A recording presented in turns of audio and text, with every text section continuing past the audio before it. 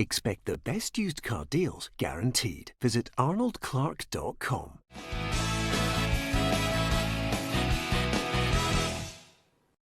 Welcome to Peter and Ruffy's Football Show. Delighted to have your company on this Wednesday. I'm Peter Martin, and on the show with me, Alan Ruff, as ever, is my sidekick, and he is ably assisted by Barry Ferguson, the former Rangers and Scotland captain. Lots to talk about on the programme tonight.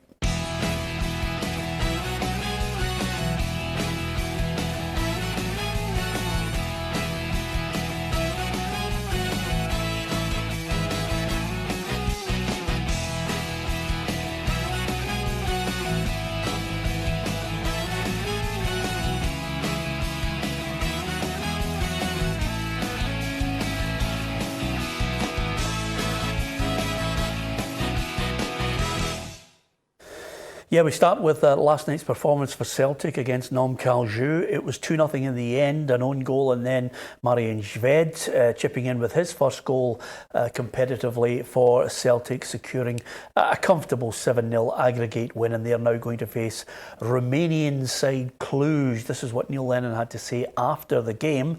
To win 7-0 is pretty impressive considering it's so early in our campaign. The two ties have been negotiated very, very well so far. We know we have Cluj now, which will be a step up, but we're going in the right direction. The good thing for me is the first leg is away, so hopefully we can get a result to take back to Celtic Park. I'm not getting carried away, but I'm pleased for the new boys coming in. Christopher Julian had his first 90 minutes, and it was a great goal from Marian Shved. He showed what he is capable of. So with that in mind, impressive Ruffy, done enough on the night, had a fair bit of possession as well, and Craig Gordon, a couple of saves here and there, but nothing to worry about. No, I think at this stage of the season we always hear that the Scottish clubs, from the managers, that they struggle early on, obviously pre-season and getting everybody up to speed. So to come through any of these games against opposition that you're not used to playing against, you know, you'll just take it and move on. But as we said the other day there, the more you move on, the harder it's going to be. Yeah, Christopher Julian made his competitive debut for Celtic as well, and the manager was fairly happy with him. This is what the player had to say. The next game is going to be more difficult, but I'm confident about the team as we have the level to be in the Champions League this year. This club needs to be in the Champions League because we have the talent, we have the power to be there. We will be ready for the next challenge. Well, if anything, the Romanian side Cluj, who knocked out Maccabi Tel Aviv over 2 legs, will be a step up. It's one of those situations. Dan Petrescu is in charge of them, Barry. Yep. We don't know their overall strength, but if you look at their pedigree, they've been in the Champions League group stages over the last couple of seasons. Yeah, I was just about to say that they have got a good pedigree in the Champions League, as you says. They've been in the group stages previous few years, so it will be a difficult game. They'll have decent quality, but I think Celtic, with another week or two of training and obviously another few games in the tank, I think Celtic should have enough to get through. Yeah, Neil Lennon says he wants to hold on to the likes of Scott Sinclair in Cham as well, but it looks as if he might finally, with this long-running saga, lose Kieran Tierney. Arsenal getting ever closer to coming up with the right type of payments that Celtic will accept for his transfer. Yeah, look, he'll be a massive loss, there's no doubt. The guy is a fantastic fullback, and he's worth the money that I believe that Celtic are asking. Now, if Arsenal come up with that, they're obviously going to let him go. He'll be a big loss, not just for Celtic, but for Scottish football. But listen, you want to see the best young players go on to the best leagues and certainly go down to the English Premiership. And Arsenal, who are a massive club, hopefully he can get down there and do a similar job which Andy Robertson has done at Liverpool. We just need to look at the last 2 seasons. That boy's went on to a different level, and I'm sure Kieran Tierney can do the same. Yep, once he gets over his pelvic problems, I'm sure he will benefit from playing in a more competitive league. I think we have to be honest about the English Premier League and the riches and, of course, the competition that it will bring for Kieran Tierney. That, if it does indeed be confirmed over the next 24 hours, we'll discuss it on the programme tomorrow. Ruffy, as well as that, you know, we talk about players coming in, players going out. Neil Lennon mentioned last night also after the game, you know, he's looking for 2 or 3, and there will be players heading out the door still. Yeah, I mean, sometimes it doesn't matter what size of club you are. You know, some players need to go to release wages. Some of them are on pretty healthy wages. So if you're going to bring somebody in of better quality, he's going to ask for more than that. So the more you manage to ship out the door, the better. Sometimes it's really, really difficult because these guys are on such good wages now and they're on 2 and 3 year deals. You have to maybe give them money to get them out the door. But certainly the Celtic supporters will be really waiting to see if he says 3, but even if it was 2, they need to make a statement now of what kind of players coming in. We saw the young players coming in, the players for the future. But I think now with the reemergence of Rangers and what they're doing, I think the Celtic supporters would be a wee bit more confident if they saw another 2 really quality players coming into the squad. Yeah, across the city, Barry, everybody looking at a Rangers side that we hope will progress past progress Niederkorn. We hope all 3 clubs will make it through. They flew out to Luxembourg with Morelos still intact and suggestions that maybe Newcastle were sniffing about James Tavernier. Steve Bruce has since denied that, but do you think Rangers are looking to try and maybe sell one of the key players that's worth a bit of money to try and maybe give Steven Gerrard an option of 2 or 3 to bring in? Yep, and I think that player is Morelos. I do think if somebody comes in with a bid that Rangers feel is acceptable, I do think they'll let him go. Now, don't get us wrong, he's been a good player for Rangers, but everybody's got their price.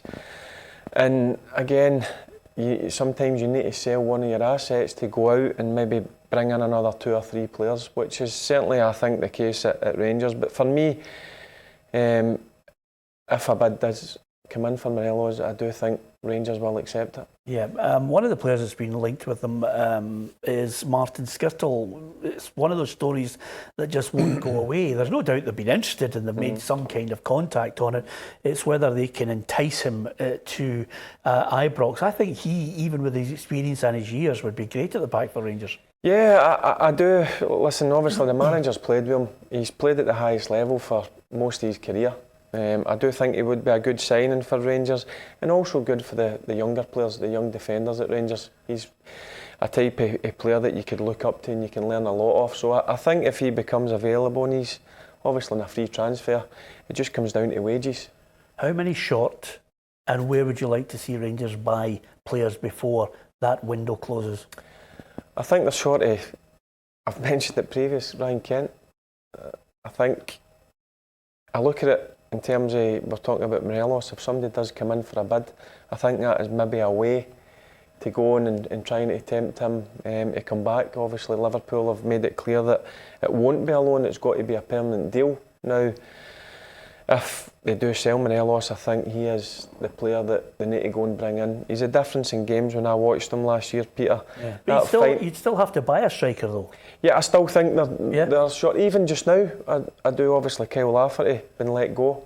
I do still think they're short of one guy up front now. If Morelos does go, they certainly do need to go out and bring somebody in. But I'm sure Steven Gerrard's got people in mind. Because I do think they will expect a bid to come in for him. Yeah. But for me, the main guy to try and get back and try and get some sort of money together is Ryan Kent. As I say, he did make the difference in many a games last year for Rangers. Certainly in that final third, he was a difference. Yeah. Over and above that, Ruffy, last week's game, I watched it and I thought Rangers could have won it out of the park by 5 or 6. They gave up a few chances at the other end, rather worryingly.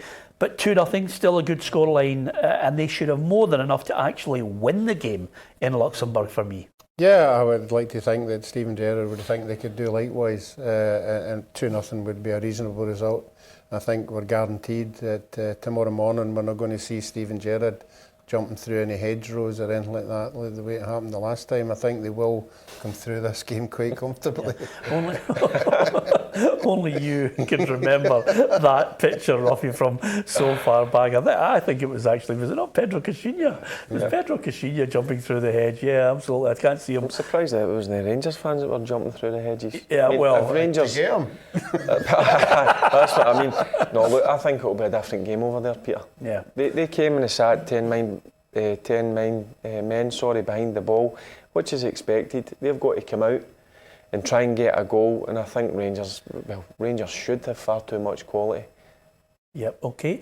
I think we all agree on that. And I have to say, we'll be talking about Aberdeen coming up. We'll hear from Christophe Berra, the Hearts skipper, looking ahead to the new season. We'll also be talking about another injury blow for Martin Boyle at Hibernian as well. Don't forget, on the YouTube channel, you can subscribe to us. You'll get the show Monday to Friday at 5:30. And over and above that, you can give us your comments. Try and keep it sensible, and we'll react to them and gauge your feelings on your favourite team over the course of the season. We're getting ever closer to the kick-off and the start, obviously, with Celtic unfurling the flag against St Johnstone on Saturday. Coming up after the quiz, we'll hear from the Hearts skipper Christophe Berra. But this one, if you know the answer, might win you one of our exclusive t-shirts.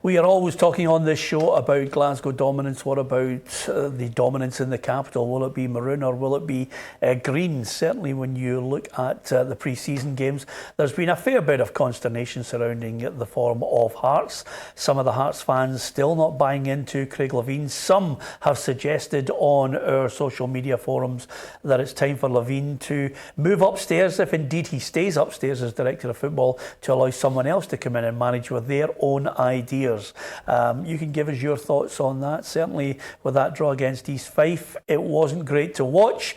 The Hearts fans let the manager know what they were thinking, but the Hearts skipper Christophe Berra says, early days, calm down. We've set our standards high. The Hearts fans have high standards and expectations, and when we're not winning games, they'll vent their frustration, which is normal, not just at Hearts, at clubs throughout the country. So it's something as players, we need to take on the chin, and we know that ultimately we're going to be judged on the league campaign, and we've got to make sure we start that well, and winning games and hopefully playing attractive, winning football, really. Pittodrie, not a great place to start when you're looking to try and hit the ground running, Ruffy. No, it certainly isn't, and the Hearts supporters and team will want to hit the ground running. I think if they hadn't got to the final last year, it would have been a disastrous season by Hearts' standards. I think Anne Budge has come out on numerous occasions to say we want to be challenging Rangers and Celtic. Our fans demand that. It's structured, the whole stadium and everything is to be up at least in that top three. And I think if the fans don't get back there this year, you will hear a lot of them venting their fury. It's not just in isolation, the performance and the overall defeat against East Fife, albeit in a penalty shootout, Barry. It's more to do with it's been an ongoing case of unrest at the way Hearts were playing. With Stevie Naismith, we've already discussed in the side, they're a different animal completely, but quite simply, it's 4, 5, 6 months of disgruntled Hearts fans, and in the end, the Scottish Cup final managed to silence more than a few. Mm-hmm. Yeah, I agree with you. I do think it's the way that Hearts play that the majority of the fans don't enjoy. Craig Levein's got a way of playing, and you're never going to change him. There's no doubt in my mind about that. Hearts want to get the fans want their team to get the ball down and play free-flowing attacking football. It's not going to work that way. You mentioned the guy when he comes into the team, Stevie Naismith. It does slightly change because he does make a massive difference. But I think he'll be under pressure straight away. The Hearts fans will demand, especially in August, that they're firing all cylinders, and if they're not, he could be out of job soon. Yeah, for you, is he the favourite, one of the front runners for the manager most under pressure? Probably because of the way the season ended. I mean, he was under a lot of pressure. We spoke about it many times in the show last year. The Hearts fans were uptight or upset, whatever you want to call it, about the performances. They weren't happy, and obviously losing against Stevie Naismith for the last 2 or 3 months of the season didn't help because he is a quality player. But the Hearts fans went enjoying going to watch Hearts playing on a Saturday or a Sunday. So I do think he'll be under pressure. I do. Yeah, the suggestion, and again, at the start of the season, of last season, Ruffy caught up with Anne Budge and asked if indeed he was bomb-proof, and she says, no, he's not bomb-proof. He obviously he has to do well. There are obviously pressures on him, but the thing that I can't get my head round is, well, if he doesn't do it as manager, can you suddenly start taking direction from him as director of football? Yeah, I think he will. I think it's I think he's safe at Hearts in some capacity. I think he's done enough for Hearts in the time that he's been there. You know, he's given them really good times, and that position that he had, he did well at that as well. And I think the disappointing thing for the Hearts fans I think it was a year ago that he was introducing young players. There was about 3 young players came into the team and were absolutely outstanding. And then that sort of a philosophy went out the window, and he started bringing in all the international players. Some of them worked, some of them didn't. The big boy up front, who I daren't to try and pronounce his name, Ikpeazu, was an unknown quantity. But this year he won't be an unknown quantity. I think people will know how to handle him now, you know, and that's something they'll have to get round as well. But as Barry said, Naismith alongside him is a different proposition. You know, that makes it even more difficult. But I think the Hearts fans, like Barry says, will want success right at the beginning. They won't want to be hovering about 6th place the way they were last year. Yeah, interestingly enough, though, they've got Motherwell in the Betfred Cup in the last 16. They've got Aberdeen and Celtic in the month of August, and then in September they've got the game against Hibernian, and that's at Easter Road. So suddenly you're starting to, without preempting things here, he's still got to go, and it's early days, and he's got to kick on his first game. But you're looking at that, you're thinking, no, it is early days, but it's a massive 6 weeks for him. yeah. There's a lot of tough games in there. But listen, I'm sure, look, he is an experienced manager, and he's going to have to put a lot of trust in these players. But I keep going back to it, and I probably keep repeating myself. Stevie Naismith is going to be the difference. He just needs to be fit and firing, and if he's in that team, not just the quality he brings to the team, but he's a real leader. Yeah. He manages things on the pitch, which I think they missed big time last year when he was out the team. And of course, Ruffy, they'll probably announce in the next couple of days that he is confirmed as returning as a full-time player at Hearts, which will be a shot in the arm for everyone, and may well give them that lift as they head up north. Yeah, not only be a shot in the arms for the supporters, but for the dressing room as well. You know, we all hear he's great about the dressing room. Everybody looks up to him. He's very, very demanding. And when you get somebody like that in the dressing room, it means other players start upping their game, and that's maybe just what they need. You take him in your 5-a-side team, Ruffy. I'd take him all day long. I mean, he's a moaning-faced little so-and-so, but I mean, for me, he's my type of player. Nothing up with that. Yeah, I was just about to say, you know, if ever I could pick, if I was picking a 5-a-side of Scottish players that I really would like, you'd be in there, Scott Brown would be in there, Stevie Naismith would be in there. I might even throw in Alec Ray. Four fighters. That's a sore head, that one. We're all rolling about battering lumps at each other after about 5 minutes. A lot of morning going on in that. Well, I was going to say, all you need is a goal scorer, then we've cracked it, and a half-decent goalie. Nevertheless, you can give us your thoughts. If you're a Hearts fan, are you happy? Do you feel as if Stevie Naismith could just settle things down and get you a good start, and maybe take all the people who are more than unhappy with Craig Levein off his back? Give us your thoughts on our YouTube channel as well. You can subscribe to that. And what about Martin Boyle? If ever there's a boy I feel sympathy for, it's another knee injury for him. He's not going to kick a ball until 2020, Ruffy. Yeah, I mean, I'd never ever been in that situation myself, but you hear about the horror stories of being injured for that long. It's a lonely, lonely place to be. And it's incredible, you know, he gets his first international cap and then everything goes pear-shaped after that. I think the season they had with Hibs leading up to that, he was certainly one of my Player of the Year candidates, and then everything just went pear-shaped. I tell you one thing, you can't buy pace. He's got it in abundance. But one thing I noticed about him, certainly when he played under Neil Lennon, it was his final ball had improved big time. That's probably the thing that let Martin Boyle down quite a lot of the time, but he's obviously done a lot of work in the training ground, and he was flying for about 3 or 4 months, so that'll be a big blow to Hibs, because he would have been a big player this season for them. Yeah, absolutely. Just before we go, Ruffy, we always like to talk about football near and far. It's the 10th anniversary of the loss of Sir Bobby Robson. Obviously, you know, the charity in his name has raised about £13.5 million for cancer. He died at 76 in the year 2009.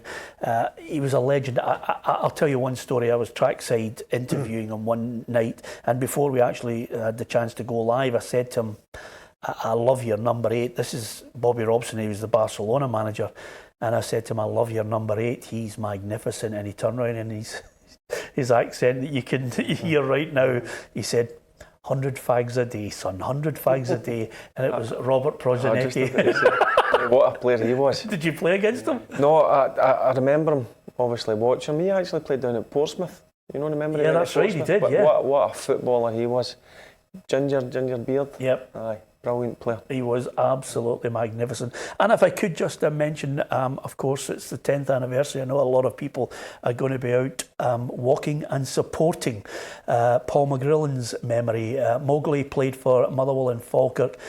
He was, you know, a man who knew his way to goal as well. He was a brilliant lad, Paul. I had him working with me at Radio Clyde. And again, one of those guys that's, you know, his life was cut short too soon.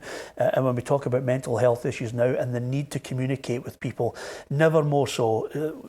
I look back and wish there was a strong network of people that could have somehow intervened to make it so that Paul was still with us, Ruffy. He was a brilliant lad. Yeah, and I think if you ask any of the boys at Motherwell, he was fantastic about the dressing room as well, a bubbly character. And you're right, but his main asset was he scored goals. And that's what everybody respected him for. Yeah, and again, he was one of those players, you're talking about players who worked. I mean, you knew you were getting every ounce of sweat out of him. He worked his socks off.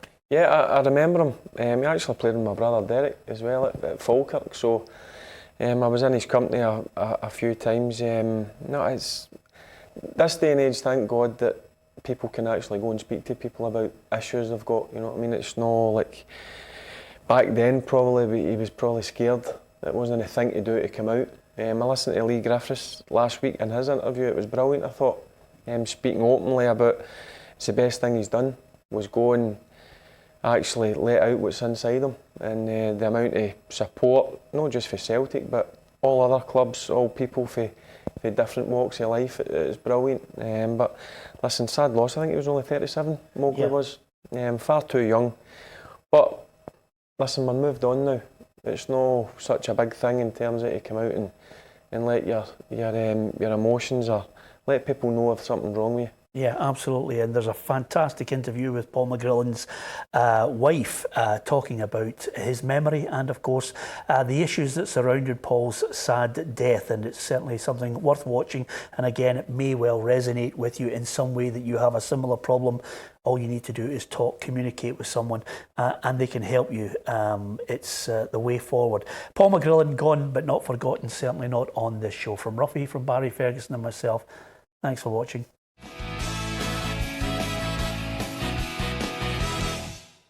Expect the best used car deals guaranteed. Visit arnoldclark.com.